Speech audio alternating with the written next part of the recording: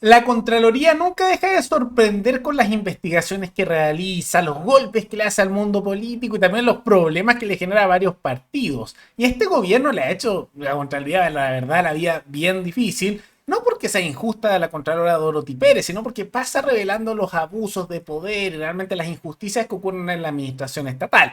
Y ahora, el caso más reciente, en los últimos días de la administración de Gabriel Boric, tiene que ver en contra de la vocera de gobierno, Camila Vallejo, y militante del Partido Comunista, como también, de que también es militante del Partido Comunista, la ex candidata presidencial, Janet Jara, que perdió la última elección presidencial en contra de José Antonio Kast. Porque ambas están siendo investigadas por Contraloría, una principalmente por pasar por encima de la probidad y lo permitido con el uso de bienes fiscales, pero que se usan para el uso personal, como también el incumplimiento de la ley de lobby, y Jara también puede incumplir la ley de lobby, pero no son las únicas, sino que es una serie de ministros, subsecretarios, exministros que están con estos incumplimientos que deberían sancionarse, aunque una cosa es lo que haga la Contraloría y otro que la justicia se atreva a realmente aplicar fuerza sobre el mundo político.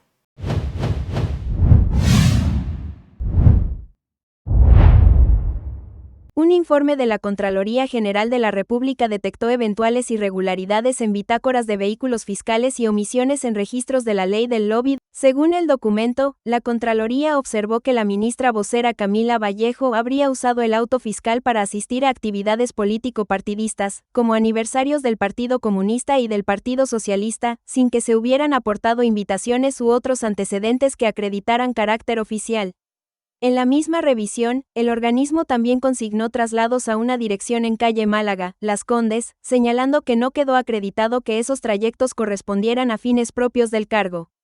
Desde la Secretaría General de Gobierno, la cartera indicó estar tranquila y sostuvo que cuenta con antecedentes para subsanar las observaciones y que estos ya fueron remitidos a Contraloría.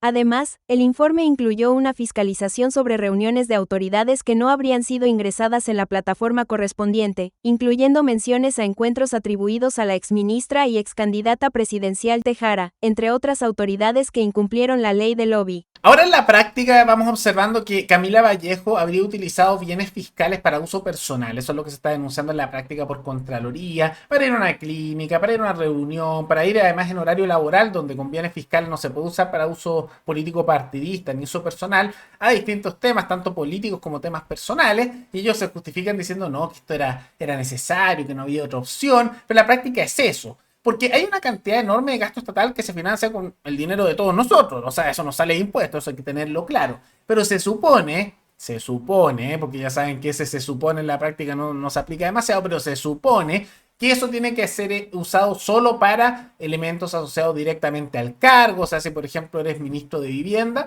con reuniones, actos o gestiones que tienen que ver con ser ministro de vivienda. No utilizar el auto estatal que se da por el ministerio, con los impuestos de todos los chilenos, para, no sé, quieres irte al doctor, o te dio por irte al mall, o salir a comer algo, o de repente porque quieres irte a la casita. No, supone que no. Lo hacen igual, pero se supone que no. Entonces eso es lo que se le está denunciando a Camila Vallejo, y varias de las denuncias en su contra tienen que ver, además, por ir a actividades donde se hacía promoción política que no está permitida asociado a su partido, y por lo tanto que eso debería ser sancionado, en particular reuniones que tienen que ver con el Partido Socialista y el Partido Comunista.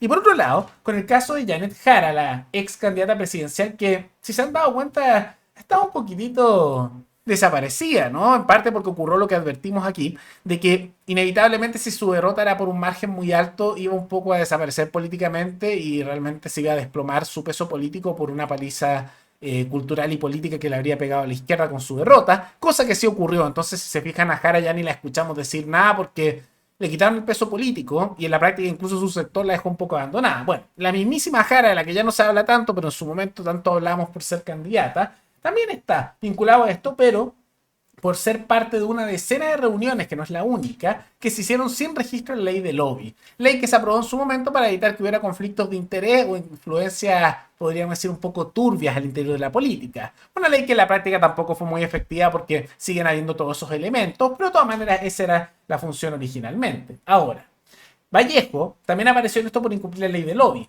que según como se fiscalizó no se registró en la plataforma de la ley de lobby para informar sobre una reunión sostenida con la Asociación de Radiodifusores de Chile el pasado 5 de marzo del año 2024. Por otro lado, Janet Jara, ex candidata presidencial y también ex ministra del Trabajo, tuvo una agenda en marzo del año también 2024 que tuvo reuniones con la CUT, Cristóbal Juneus, economista que lideró la mesa técnica de la reforma previsional, la que eventualmente se aprobó por Chile Vamos, la reforma de pensiones, Marta Lagos, madre de Juneus y fundadora de Latino Barómetro, que también lleva una encuestadora que no le acierta mucho las cosas, pero lleva una encuesta, y el arzobispo Monseñor Chomalí, vínculos con la iglesia, ese mismo arzobispo, el Chomalí, que también ha estado defendiendo mucho, por ejemplo, la inmigración ilegal en los últimos tiempos, ¿no? Ni una de todas esas reuniones que hizo Jara se registraron en la plataforma de lobby.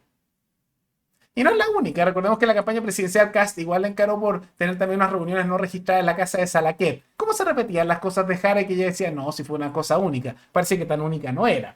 Pero no es la única vinculada con eso, ¿no? También, y hay varias figuras del gobierno actual que están vinculados con esta investigación de Contraloría que, insisto, Dorothy Pérez, un trabajo magistral porque le hace un dolor de cabeza constante. ¿Quién más?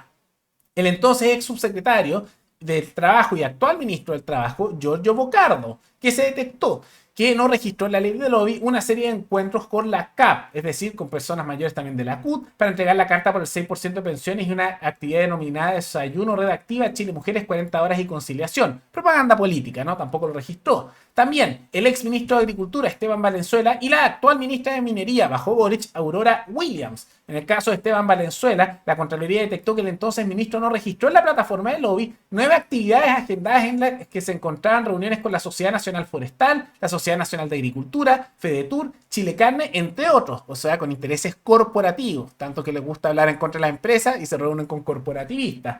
Y de la actual ministra, Williams, se detectó, por otro lado, que la Secretaría no registró encuentros como la reunión con Sonami, un encuentro con el Consejo Minero de la región de Tarapacá, la reunión con Jorge Cantalops, que es el representante de SESCO, y la reunión con el gobernador de Antofagasta, entre otras más. Entonces, hay una serie de reuniones que no están registradas en la ley de lobby, como también uso de bienes fiscales, que supone que son para uso solo de su trabajo como funcionarios de gobierno, pero que lo usaron para temas personales. Abuso de poder. Y lo de la ley de lobby es para evitar que haya, por ejemplo, sobornos, presiones indebidas o jugadas medias turbias detrás. Por eso se llama lobby, ¿no? No es nada de eso, lo cumplieron. ¿Les va a tener alguna consecuencia? Ojalá, esperemos.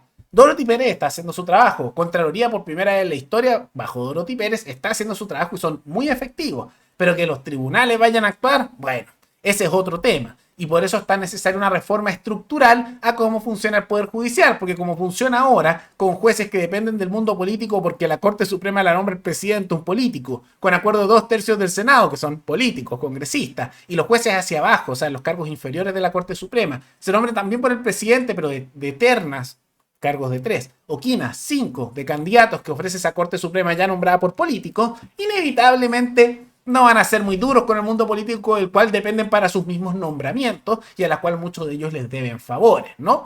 Pero no es la única controversia que se da en la administración actual, no solo por lo de Dorothy Pérez, porque también se detectó que al interior del Servicio de Vivienda y Urbanismo, el Serviu, había un periodista contratado con un sueldo bien millonario a costa de nuestros impuestos, que también tenía cuentas aparte en redes sociales para burlarse de las víctimas de los incendios, o sea, los damnificados, ¿no?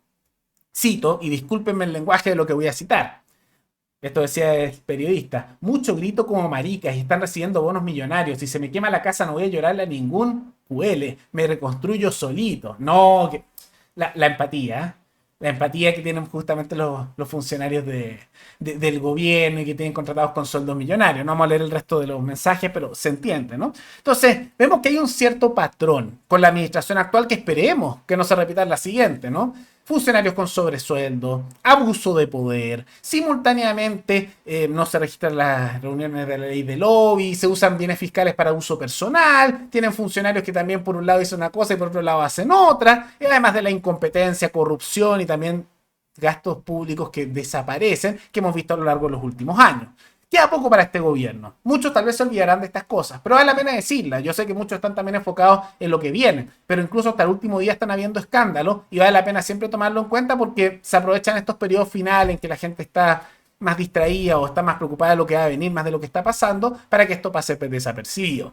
Pero más allá de todo eso, ¿Qué les parece esta jugada que ha hecho Contraloría en contra de Jara y de Camila Vallejo, como tantos otros del gobierno? Como también este descubrimiento de lo que hay al interior del Servicio de Vivienda y Urbanismo. Todo eso coméntenlo abajo. Y antes de terminar, quisiera recordarles que me pueden recomendar noticias tanto de Chile como otros países del mundo para otro video. Nos veremos en el siguiente programa. Hasta luego.